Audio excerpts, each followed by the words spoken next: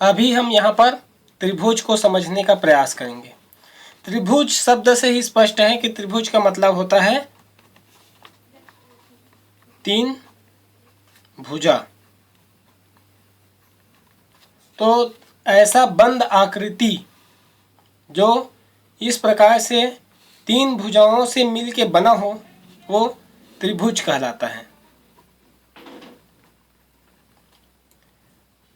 और ये भुजाएं जहाँ जहाँ पर मिले होते हैं उन स्थानों को हम शीर्ष कहते हैं। तो त्रिभुज में तीन शीर्ष होते हैं। इन शीर्ष का हम नाम अलग अलग दे सकते हैं, जैसे ए, बी और यहाँ सी। यहाँ पर तीन भुजाएं हैं। तीन भुजा है ए बी एक भुजा हो गया, बी सी दो हो गया और सी ए तीन। इस प्रकार से तीन भुजाओं से मिलकर एक ऐसा आकृति बनता है जो बंद हो सभी ओर से। तो इस आकृति को हम त्रिभुज के नाम से जानते हैं। परंतु त्रिभुज एक ही प्रकार के नहीं होते हैं। इसमें भुजा का लंबाई और कोण ये सब अलग अलग होते हैं, कम ज़्यादा हो सकते हैं। इसलिए त्रिभुज का कई प्रकार होता है। सबसे पहले हम कोणों के बारे में समझने का प्रयास करेंगे। जैसा कि एक त्रिभुज है, इसके तीन अंतः कोण होते हैं।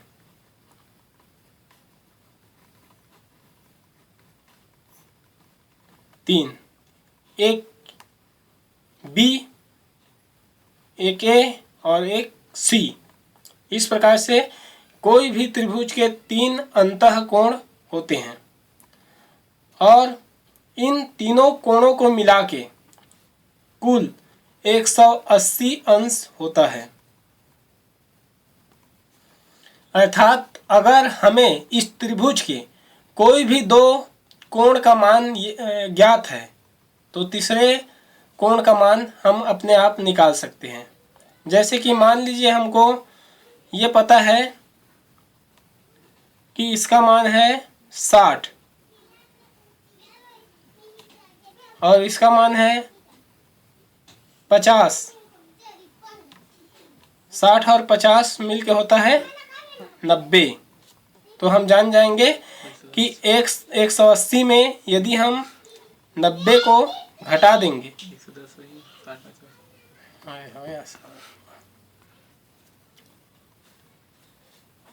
यहाँ पर 60 अंश और 50 अंश ये दोनों मिलके 90 नहीं बल्कि 110 अंश होता है। हमको पता चल गया कि दो कोणों का मान 110 अंश है, जबकि हमको ये भी ज्ञात है कि तीनों कोणों का मान 180 अंश होता है। तो 180 में यदि हम 110 को घटा देंगे तो यहाँ पर हमको तीसरे कोण जिसका मान हमको ज्ञात नहीं था प्राप्त हो जाएगा, वो निकलेगा 70 अंश। इस तरीके से किसी भी दो त्रिभुज के दो कोण का मान हमको ज्ञात है तो तीसरे कोण का मान हम आसानी से निकाल सकते हैं। इसके बाद हम बात करेंगे बहिष्कोण के बारे में।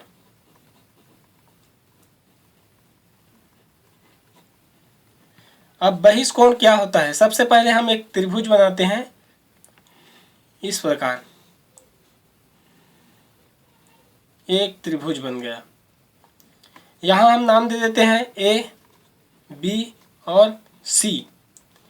अब मान लीजिए हम बी सी रेखा को बी की ओर आगे बढ़ाएंगे इस तरीके से और यहाँ हम इसको नाम दे देंगे डी। तो यहाँ ए बी डी यहाँ पर एक कोण बनता है जिसको हम बहिर्कोण कहते हैं, बहिष्कोण कहते हैं इसको। तो इस प्रकार से इन अंतः कोण के बाहर में यदि कोई कोण बनता है तो उसको बहिष्कोण के नाम से जानते हैं। अब ये जो ए बी और डी बहिष्कोण है, इसके सबसे निकटस्थ अंतः कोण ये है ए बी सी। ये कोण जो है इस बहिष्कोण के निकटस्थ अंतः कोण है और उसके अलावा जो बच गया ये BAC और ACB ये दोनों कहलाएगा इस ABD का दूरस्थ अंतःकोण। ये दोनों कहलाएगा दूरस्थ अंतःकोण और ये कहलाएगा निकटस्थ अंतःकोण। अब इस जो बहिष्कोण है और इन अंतःकोणों में क्या संबंध होता है, मान लीजिए ये है 100 अंश का कोण, जो इस त्रिभुज का बहिष्कोण है उसका मान है 100 अंश का। तो ऐसी स्थिति में इस निकटस्थ अंतःकोण का मान होगा 80 अंश और इन दोनों को मिला के होगा 100 अंश। चाहे ये 60 हो सकता है, ये 40 हो सकता है या जैसे भी हो। ये बहिष्कोण का एक निश्चित माप होता है कि बहिष्कोण जितने अंश का होता है उसके दूरस्थ जो अंतःकोण होता है दोनों को मिला के बहिष्कोण के बराबर होता है।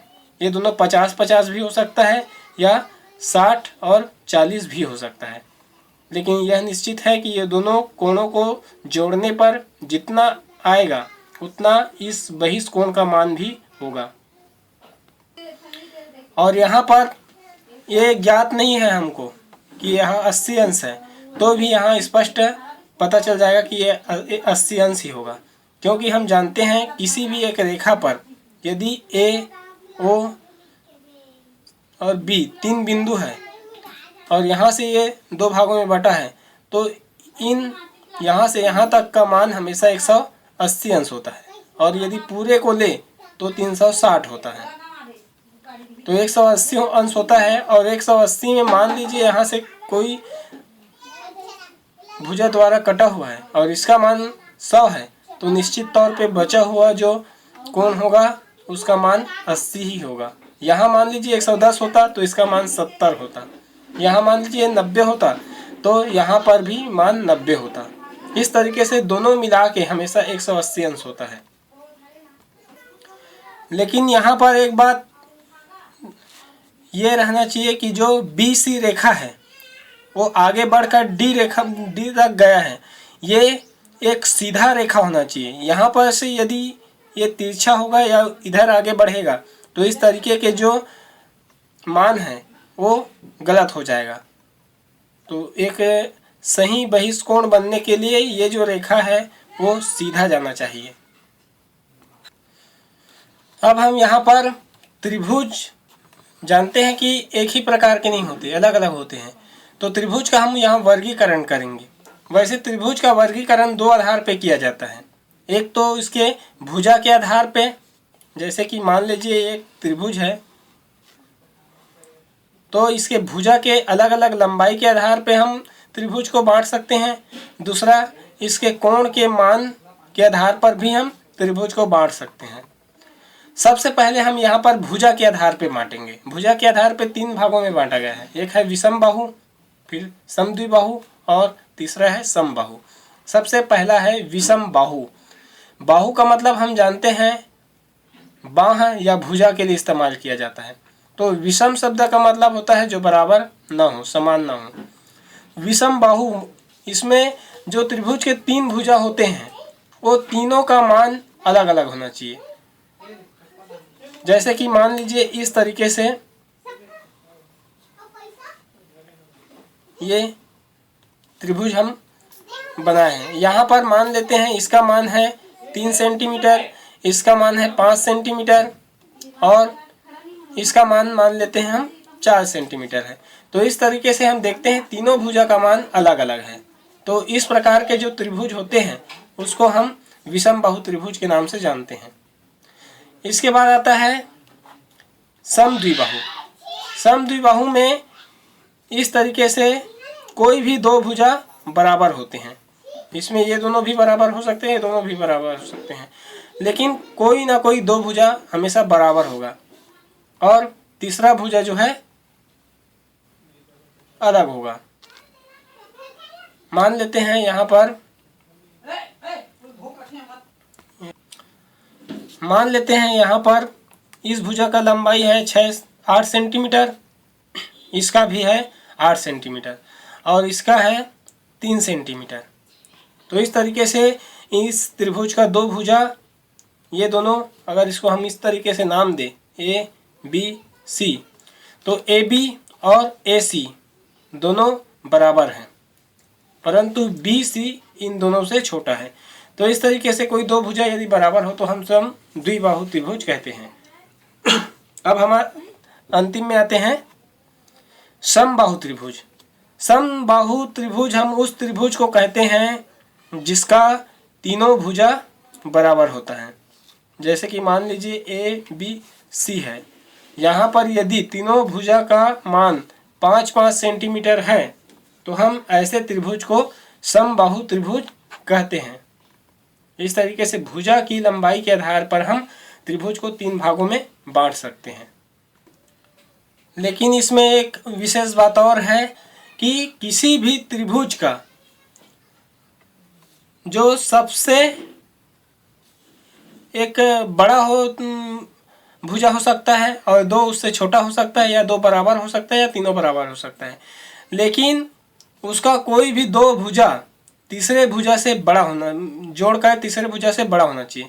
जैसे कि मान लीजिए जाए, इसमें हम देखते हैं, इसमें बड़ा है 5 और छोटा को दोनों को जोड़ेंगे 4 और 3 7 होता है, मतलब 5 से ज़्यादा हो गया, तब ये सही त्रिभुज बन सकता है। उसी प्रकार मान लीजिए जाए, इसको देखते हैं, अगर ये दोनों बराबर है तो कोई एक को ले लेते हैं, इसको बड़ा मान लेते हैं, तो 8 और 3 11, इससे दोनों मिला के बड़ा हो जाता है। मान लीजिए हमको एक 3 भुजाओं का लंबाई दिया जाता है, जिसमें एक का मान होता है 3 सेंटीमीटर, दूसरे का 2 सेंटीमीटर और तीसरे का 6 सेंटीमीटर। अब हमको यदि इस मान का 3 भुजा के माध्यम से एक त्रिभुज बनाना है तो हम किसी भी हाल से त्रिभुज नहीं बना सकते, क्योंकि यहाँ बड़ा भुजा का मान होगा 6 सेंटीमीटर और दो छोटों का मान होगा 3 और 2 दोनों मिला के होता है 5 सेंटीमीटर। तो इस तरीके से तीसरे से ये छोटा हो जाता है। तो ऐसे स्थिति में हम किसी भी हाल से त्रिभुज नहीं बना सकते, क्योंकि ये इस प्रकार होता है। देखिए, मान लीजिए हमको ये 6 सेंटीमीटर का एक भुजा मिल गया। अब हमको यहाँ से यहाँ तक 2 सेंटीमीटर का भुजा मिल गया। अब हमको ये मान दे देते हैं बी और सी, तो ए सी तक के भुजा के लिए 6 सेंटीमीटर का मान मिल गया, ए बी के लिए हमको 2 सेंटीमीटर का मान मिल गया। अब ये 3 सेंटीमीटर का मान हमको बी सी के लिए मिला है, तो इस तरीके से ये यहाँ तक पहुँच पाएगा और आगे नहीं पहुँच पाएगा। इसीलिए ये दोनों मिला के जब तक तीसरे भुजा से बड़ा नहीं होगा तब तक यहाँ तक ऐसा नहीं पहुँच पाएगा। तो इस तरीके से स्पष्ट है कि किसी भी दो छोटे भुजा का मान बड़े भुजा से जोड़ने पर ज़्यादा ही आना चाहिए।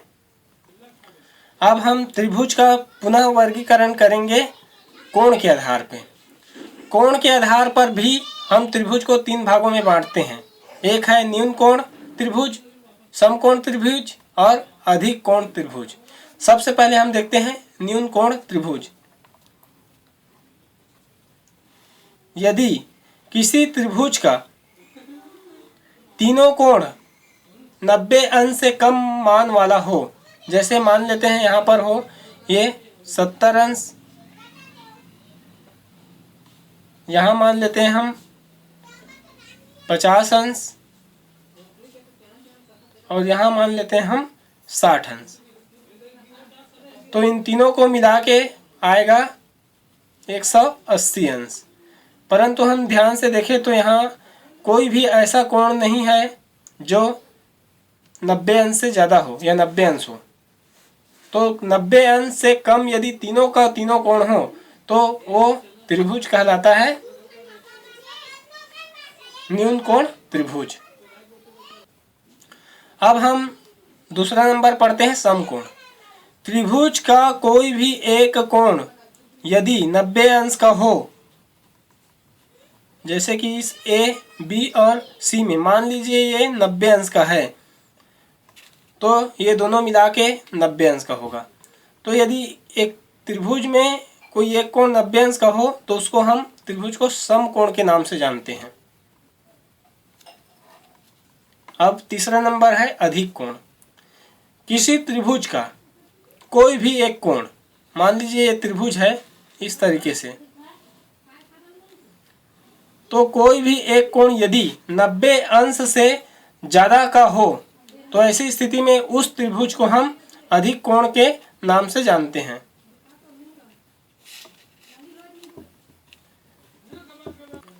मान लीजिए ये एक त्रिभुज है ए, बी और सी, तो ये इसका मान यदि 120 अंश है तो ये 90 अंश से अधिक है। अगर ये 120 है तो दोनों मिला के यहाँ पर 30 अंश का हो सकता है या कितने का भी हो सकता है, पर दोनों मिला के 60 अंश ही होगा और तीनों मिला के 180 होगा। तो इस तरीके से हमको यहाँ पता चल गया कि ये 90 अंश से ज़्यादा का कोण है, तो ऐसे त्रिभुज को हम अधिक कोण त्रिभुज के नाम से जानते हैं। इस प्रकार ये बात स्पष्ट होता है कि यदि विषम बाहु त्रिभुज हो, मतलब तीनों भुजा का मान अलग अलग हो, तो स्पष्ट रूप से इसके तीनों कोणों का मान भी अलग अलग होगा। वैसे ही यदि समद्विबाहु त्रिभुज हो, मतलब दो भुजा बराबर हो, तो आप मान के चलिए कि कोई भी दो कोण का मान बराबर होगा और तीसरे का अलग होगा। अब यदि कोई त्रिभुज समबाहु त्रिभुज हो, मतलब तीनों भुजा का मान बराबर हो, तो निश्चित तौर पर इसके तीनों कोणों का मान बराबर होगा। यहाँ 180 तीनों मिला के होगा तो तीनों का मान 60-60 होगा। यहाँ समद्विबाहु है तो यहाँ पर मान लीजिए 40-40 का होगा, तो यहाँ 100 का होगा। इस तरीके से दो का किसी न किसी दो का मान हमेशा बराबर होगा। यहाँ हो सकता है या इसका 50, इसका हो सकता है, इसका मान हो सकता है 70 और इसका मान हो सकता है 60, तो तीनों अलग अलग होगा 50, 70, 60। तो इस तरीके से भुजा और कोण में भी समानता पाया जाता है।